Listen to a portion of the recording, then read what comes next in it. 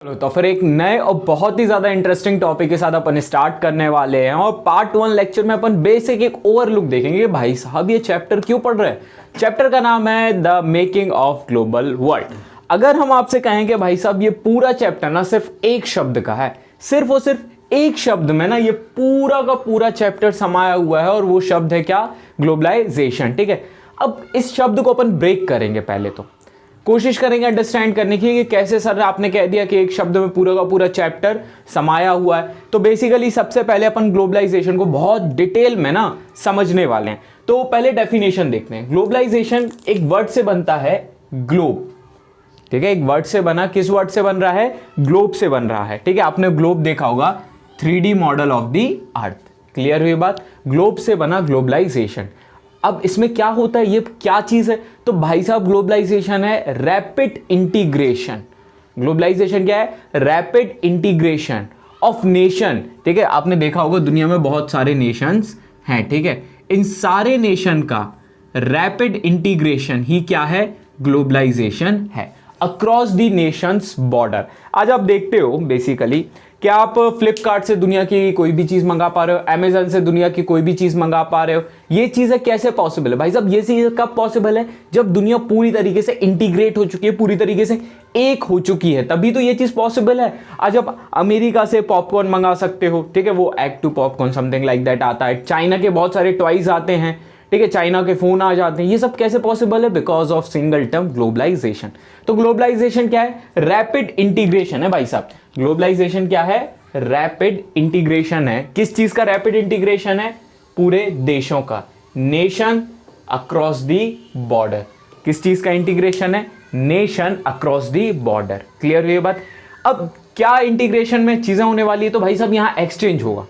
Exchange of what? Exchange of होने वाला है गुड्स। क्या आज आप दुनिया के कोई भी गुड्स खरीद सकते हैं? बिल्कुल हाँ। सर्विसेज, क्या सर्विसेज आपको आज मिल रही हैं? इंस्टाग्राम कहाँ का है? कहाँ का है? यूएसए। ठीक है, क्या इंस्टाग्राम की सर्विस आप आज यहाँ बैठ के एंजॉय कर पा रहे हैं? यूट्यूब कहाँ का है? क्या ये सर्विसेज आप एंजॉय कर पा रहे हैं? सर्विसेज हो गया। टेस्ट, ठीक है, ये तो सबसे ज्यादा प्रमोट हुआ। इसको कोकोकोलाइजेशन या मैकडोनल्डाइजेशन भी बोलते हैं। आज दुनिया के लगभग हर देश क्या कोको कोला को कंज्यूम कर रहे हैं? क्या मैकडोनल्ड्स को कंज्यूम कर रहे हैं? तो भाई साहब ये चीजें आपको देखने को मिल रही हैं। नॉलेज, ठीक है, आज आप बहुत सारे कंसेप्ट जैसे न्यूटन के बारे में आप पढ़ते हैं। क्या न्यूटन इंडिया का था? नहीं था। तो भाई साहब कहीं ना कहीं नॉलेज का भी तो एक्सचेंज हुआ है। ठीक है, कल्चर का एक्सचेंज हुआ है। ठीक है, CULTURE, कल्चर का भी एक्सचेंज हुआ है। आज हम जीन्स पहनते हैं, शर्ट पहनते हैं, टी शर्ट पहनते हैं। ठीक है, स्पून से खाना खाने की कोशिश करते हैं। क्लियर हुई बात? ये सारी चीजें आज देखने को मिली हैं कि नहीं मिली? एक नॉर्मल अपने दिमाग में सोचो, क्या इनमें से कोई भी एक चीज छूट गई है? नहीं छूटी ना। तो कुल मिला के ये चीज है ग्लोबलाइजेशन, हर चीज का इंटीग्रेशन हो जाना। भाई साहब ग्लोबलाइजेशन का पॉजिटिव भी है और नेगेटिव भी है। पॉजिटिव क्या है? ये दिख रहा है ना पॉजिटिव, कि अच्छी चीज आपके पास आएगी, जो मोर क्वालिटी अपने आप में रखती है वो चीज आपके पास आने वाली है। नेगेटिव भी है। नेगेटिव क्या है? नेगेटिव एक वर्ड में ही हम आपको बता देंगे। ठीक है, एक वर्ड लिख दिया। क्या ये नेगेटिव है? भाई साहब चाइना के वुहान से स्टार्ट हुआ। क्या आज इंडिया का कोई भी ऐसा गांव इसके इंपैक्ट में, इसके एक प्रकार से चपेट में नहीं आया होगा? आया है ना? सोच के देखो, आया है ना? कई सारे ऐसे लोग होंगे जो डायरेक्ट इससे हिट किए होंगे। कई सारी ऐसी फैमिलीज होंगी जो डायरेक्टली इनडायरेक्टली हिट की हुई होंगी। तो कुल मिला के ग्लोबलाइजेशन का नेगेटिव भी है। तो every coin has two faces. ठीक है भाई साहब, एक चीज हमेशा दिमाग में डाल लो, चाहे कोई भी हो उसके दो फेसेस होंगे, एक अच्छे और एक बुरे। या कोई भी चीज हो उसके दो फेसेस होंगे, positive, negative. Is that clear? तो ग्लोबलाइजेशन के भी दो फेसेस हैं, पॉजिटिव और नेगेटिव। अगर हम बात करें, ये तो हो गया ग्लोबलाइजेशन के बारे में एक discussion, rapid integration of the world या of the nation across the borders through the exchange of what? Goods, services, taste, knowledge, culture etcetera. Is that clear? अब अपन बात करते हैं भाई साहब ग्लोबलाइजेशन की शुरुआत कब हुई। अब देखो इसके पीछे ना बहुत सारा एक हिस्टोरिकल डिबेटेबल टॉपिक है कि ग्लोबलाइजेशन कब चालू हुआ, कैसे चालू हुआ। इसके लिए ना अगर बात करें तो सबसे पहले हम इस पे चर्चा करेंगे इंडस वैली सिविलाइजेशन। ठीक है, लगभग 5000 साल पुरानी सिविलाइजेशन। कितने हजार साल पुरानी? 5000 ईयर्स अगो। ये सिविलाइजेशन, ठीक है, मेनली एक प्रकार से ग्लोबलाइजेशन का फर्स्ट एग्जाम्पल के रूप में अपन इस पर देखेंगे। ध्यान से देखना, ये इंडिया, ठीक है, श्रीलंका, यहाँ पे क्या है? अफ्रीका, यहाँ पे मेडागास्कर, यहाँ पे इजिप्ट। क्लियर हुई ये बात? पहले ना ये वाले रीजन में भाई साहब, ये वाले रीजन में एक दुनिया की सबसे बड़ी सिविलाइजेशन थी और इस सिविलाइजेशन का नाम था इंडस वैली सिविलाइजेशन। आपने हड़प्पा का नाम सुना होगा, आपने एक बहुत फेमस मूवी मोहनजोदारो के बारे में भी सुना होगा। क्लियर? तो ये सारे ना इंपॉर्टेंट शहर कहाँ पे थे? यहाँ पे थे। हड़प्पा के पास एक पोर्ट था, एक्चुअली में 2 पोर्ट थे, जिसमें से एक इंपॉर्टेंट पोर्ट था जिसका नाम था, गुजरात में था, लोथल। क्या नाम था? लोथल। ठीक है, यहां से ना पहले लोग वाया वाटर मूव करते थे। ये पानी है ना, ये ऐसे मूव किए, फिर ऐसे मूव किए, ये थोड़ा सा गड़बड़ बन गया, इसको ऐसे समझो, ऐसे मूव किए, ऐसे मूव किए, और कहाँ पहुंचते थे? यहाँ पे।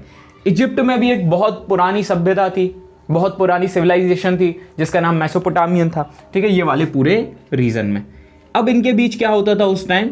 ट्रेड। अब कहोगे सर 5000 साल पहले हम तो थे नहीं, कैसे पता चला ट्रेड हुआ? तो भाई साहब इसके लिए ना आर्कियोलॉजिस्ट बैठे हुए हैं। आर्कियोलॉजिस्ट क्या करते हैं? पुरानी चीजों को स्टडी करने का काम कौन करता है? आर्कियोलॉजिस्ट। आर्कियोलॉजिस्ट ने देखा कि हड़प्पा की बहुत सारी सील्स कहां पे मिली है? यहां पर मिली है। क्लियर? मेसोपोटामिया में एक कल्चर था कि वो 3 लीव्स के ज्यादातर शॉल वगैरह यूज करते थे, जिसमें 3 लीव्स बनी हुई थी। वहां पे जब हड़प्पा में एक स्टैच्यू मिला जिसपे 3 लीव्स थी, 3 लीव्स शॉल था, इस स्टैच्यू का नाम प्रीस्ट था, the great priest, the great priest. Clear? तो कुल मिला के एक चीज पता चला कि हाँ, हिस्ट्री में इन दोनों के बीच क्या होता था? ट्रेड होता था। ठीक है, इन दोनों के बीच क्या होता था? ट्रेड होता था। मतलब पहला इनिशियल ग्लोबलाइजेशन तो हमें देखने को मिल गया। Is that clear? ये थी कितने? 5000 साल पुरानी बात। भाई साहब बहुत पुरानी बात। ठीक है, हम तो गए थे, लाइव देखने गए थे यार। क्या नाव बनाई थी इन लोगों ने, मजा आ गया। मतलब खाना आना तो बहुत टेस्टी बनाते थे ये लोग। ठीक है, ये मिटा देना, बहुत बढ़िया बना लिया होगा। खाने में मोमोज यहीं से तो चालू हुआ है यार, तुम्हें क्या लगा? नेपालियों ने बना दिया मोमोज? हाँ, इंडिया वालों ने बनाया भाई सब मोमोज, उसको बढ़िया तेल में डाल दिया, कुछ भी करते हैं अपन।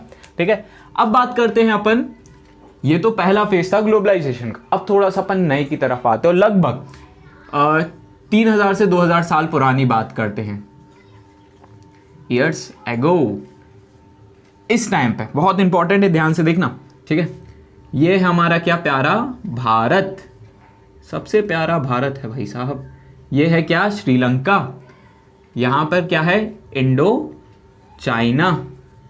क्लियर? यहां पे क्या है? अंडमान निकोबार। यहां पे क्या है? लक्षद्वीप। और यहां से क्या चालू हो जाता है? चाइना। यहां पर क्या है? जापान। सुना है ना नाम? जापान। क्लियर?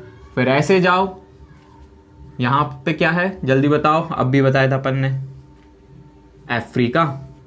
क्लियर हुई बात? यहां पे क्या है? यूरोप। क्लियर? तो ये क्या है? इंडिया लिख देते हैं, नहीं तो आप बुरा मान जाओ। ये पूरा एक प्रकार से सिल्क रूट को अपन समझने वाले। ध्यान से देखना, इनिशियली सिल्क रूट से सिल्क ट्रेवल करने वाला है। सिल्क रूट 2 पार्ट्स में डिवाइडेड था, पहला लैंड रूट और दूसरा मैरीटाइम। क्लियर? पहला क्या था भाई साहब? लैंड रूट, और दूसरा क्या था? मैरीटाइम। किस किस को कनेक्ट कर रहा है? चाइना को, ध्यान से देखना, चाइना को, इंडो चाइना को, इंडिया को, यूरोप को और नॉर्थ अफ्रीका को। क्लियर हुई ये बात? किन किन देशों को कनेक्ट कर रहा है? ध्यान से, China, Indo China region, Indo China region में लाओस, वियतनाम, कंबोडिया, थाईलैंड, ये सारे देश आते हैं। क्लियर हुई ये बात? इंडिया, यूरोप और अफ्रीका को ये रूट कनेक्ट करता है। कौन सा रूट? Silk route. इनिशियली इस रूट से क्या ट्रेवल होने वाला है भाई साहब? सिल्क, इसलिए इसका नाम क्या पड़ गया? Silk route. देखो अब ये 2 टाइप में है, एक तो है क्या, लैंड रूट, मतलब या तो लैंड से जाओगे या तो सी रूट, मैरी टाइम जाने वाले हो। क्लियर हुई है बात? ये दो तरीके से रूट है।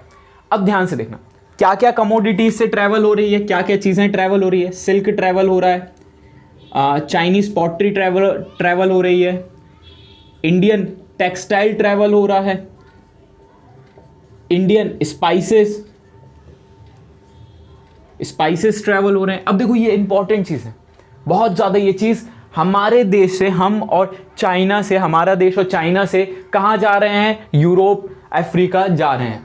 अब जब ये जा रहे हैं तो बदले में क्या आएगा भाई साहब, इनको बेचने से पैसा क्या आने वाला है, अरे हटो इसको नहीं बनाना, गोल्ड, सिल्वर। और इसी दौरान इंडिया और चाइना भैया दुनिया के सबसे रिचेस्ट देश बन गए। ठीक है, क्लियर हुई ये बात? किस दौरान की बात कर रहे हैं, इस दौरान की। और इसी दौरान भाई साहब, ठीक है, इतना अमीर हो गए कि 1/3 इकोनॉमी कैरी करने लगे। और ये भाई साहब प्रूव्ड है, ठीक है, बाय प्रोफेसर एंगस मैडिज्म। सर्च करना एंगस मैडिज्म, स्पेलिंग हो सकता है मिस्टेक करते हैं। ही प्रूव्ड दैट कि ड्यूरिंग 17th सेंचुरी के समय इंडिया और चाइना दुनिया के सबसे रिचेस्ट देश थे। रीजन समझ गए क्यों? क्योंकि ये इंपॉर्टेंट कमोडिटी है और जो इंडिया और चाइना से ट्रैवल कर रही है कहां पे, या तो अफ्रीका या तो यूरोप ट्रैवल कर रही है। और इसके बदले में क्या आएगा भाई साहब, पैसा आने वाला है। भारी अमीर हो गया भाई साहब कौन, हमारा प्यारा भारत। मैप अच्छा लग रहा ना? ठीक है, बढ़िया, बहुत बहुत ही अच्छा लग रहा है। ठीक है, थोड़ी बहुत गड़बड़ है वो देख लेना। ठीक है, क्लियर हुई बात? ये था सेकंड फेज। पहले अपन ने क्या देखा, आईवीसी यानी इंडस वैली सिविलाइजेशन को समझा। फिर अपन ने क्या देखा, एक प्रकार से इस दौर के बारे में अपन ने समझा, that was of silk route. Is that clear? अब इस टाइम में बहुत सारी खाने की चीज है भाई साहब। आप नूडल्स खाते हो, खाए ना, सबने खाए ना। कहां से है, चाइना। ठीक है, जाते जाते उसका नाम स्पेगेटीज पड़ गया। क्लियर? आपने आलू खाया, आलू का चालू भैया कहाँ गए थे। ठीक है, आपने क्या खाया, आलू खाया। आलू कहाँ से आया, यूरोप से आया। कहाँ से आ गया, यूरोप से। मतलब भाई साहब फूड इतना ट्रैवल कर गया कि आज आप बता नहीं सकते आलू किस देश की है या कहाँ से ओरिजिनेट हुआ है। Getting my point? टमाटर नहीं बता सकते आप कहाँ से ओरिजिनेट हुआ। चम्मच हिंदी वर्ड है, क्या पता, बताना। इसका कमेंट सेक्शन में लिखना, हमने क्लास में कई बार डिस्कस किया है चम्मच कौन सा वर्ड है। चम्मच हिंदी वर्ड नहीं है। क्लियर हुई बात? चम्मच हिंदी वर्ड नहीं है भाई साहब। इतना ज्यादा रैपिड ग्लोबलाइजेशन हो चुका है कि आप ना पूरी तरीके से भूल गए हो कि आपका कल्चर क्या है। अब जैसे फॉर एग्जांपल आपको बात करते हैं एक देश के बारे में, आयरलैंड। नाम सुना है? क्यों नहीं सुना होगा? नहीं सुना तो बहुत ही मारने वाले हैं। आयरलैंड में जब वहां पे पोटैटो था, पोटैटो जानते हो ना, आलू पोटैटो था, तो लोग इतना ज्यादा डिपेंड थे भाई साहब। एक तो पोटैटो में होता है स्टार्च, कार्बोहाइड्रेट का अच्छा सोर्स है। इतना ज्यादा डिपेंड हो गए थे पोटैटो के ऊपर कि एक साल पोटैटो की क्राइसिस आ गई भाई साहब। एग्रीकल्चरल फेलियर देखने को मिला, जिसके चलते लाखों लोग मारे गए थे स्टारवेशन के कारण। किसके कारण? स्टारवेशन के कारण। मतलब आप समझ पा रहे हो भाई साहब, कुछ ऐसी फूड्स पे लोग इतना ज्यादा डिपेंड हो चुके थे कि थोड़ी सी गड़बड़ ने लाखों लोगों की जान ले ली। तो ग्लोबलाइजेशन अच्छा भी है और बुरा भी है। Is that clear? ग्लोबलाइजेशन के दोनों चीजें अपन देख सकते हैं। अब ये सारी चीजें जो चली है ना, इसने फिर बाकी अदर देशों को प्रमोट करना चालू कर दिया कि कैसे वो ग्लोबलाइजेशन का फायदा उठाएं। क्यों? क्योंकि पैसा ना भाई साहब यहां से फ्लो कर रहा है किस डायरेक्शन में, इंडिया और चाइना की तरफ। और इस टाइम इंडिया और चाइना क्या हो गए, अमीर। और एक चीज हमेशा याद रखना, बिल्कुल जड़ की बात बता रहे हैं, हमेशा याद रखना जड़ की बात, कि भाई साहब चोरी सिर्फ अमीरों के यहां होगी, गरीबों के यहां चोरी नहीं होती। जो चोर आए थे ना इंडिया में, वो सिर्फ और सिर्फ इंडिया की क्या देख कर आए थे, अमीरी देख कर आए थे। नहीं तो गरीबों को कोई नहीं देखता। क्या नेपाल कभी किसी का गुलाम हुआ? नहीं, क्योंकि उसके पास क्या नहीं था, पैसा। अगर पैसा होता तो वो भी किसका गुलाम होता, किसी ना किसी देश का गुलाम होता। तो हमेशा याद रखना, चोरी किसके यहाँ होगी, अमीरों के यहाँ। Is that clear?